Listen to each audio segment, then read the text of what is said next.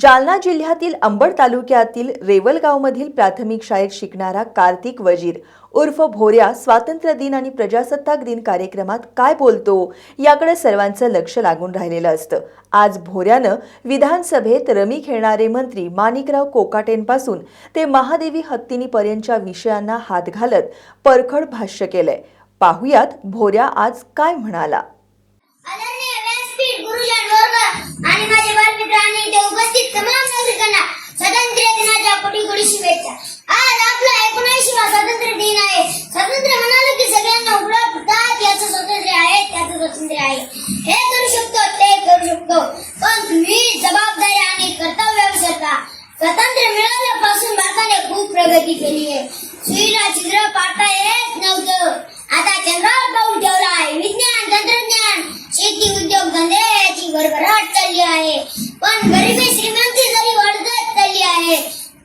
धनधान्य लोक गोरगरिबांना लुटत आहेत, राजकारणी शेतकऱ्यांना चिरत आहेत। आपण निवडलेला मंत्री विधानसभेमध्ये रमी खेळतो तरी त्याला याचं काही वाटत नाही। शेतकरी इथं शेतीत लाखो रुपये टाकतात, पीक येईल का नाही हे त्यांना माहित नसतं, पण प्रत्येकाने प्रामाणिकपणे शेती राबतात। आणि आमचा मंत्री शेतकऱ्यांच्या अडचणी सोडवायच्या सोडून विधानसभेमध्ये पत्ते खेळतो। किती दुर्दैव आहे आमचे। एक श्रीमंत धनदांडगा पैशाच्या जीवावर आणि सत्तेच्या जीवावर आमचे श्रद्धास्थान नसणारी एका मंडळातील त्याच्या हत्तीना त्याच्या शोक पाहण्यासाठी गुजरातच्या खासगी प्राणी संग्रहालयात नेतो। लोक शांतीच्या मार्गाने आंदोलन करतात, मोर्चे काढतात, पण त्याला काही पण फरक पडत नाही, कारण त्याचा बाप अब्जोपती असतो। पैशाने तो काही पण विकत घेऊ शकतो, पण त्या धनदांडग्याने आणि त्याच्या बापाने एक लक्षात ठेवावे, पैशाने तुम्ही प्राणी विकत घेता, लोक विकत घेता, पण आमचा स्वाभिमान कधीच विकत घेऊ शकणार नाही।